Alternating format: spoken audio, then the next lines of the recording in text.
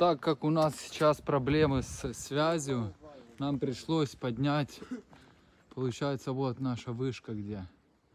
Вот так вот мы ее подняли над домом, видите, вот как. Это чтобы связь была.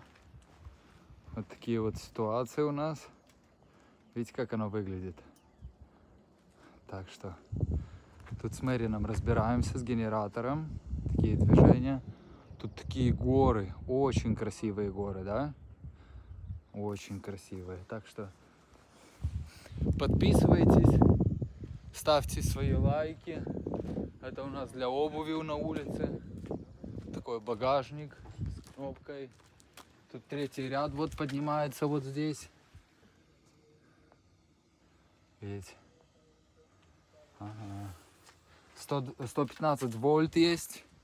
Так что вот такие ситуации. Всем удачи.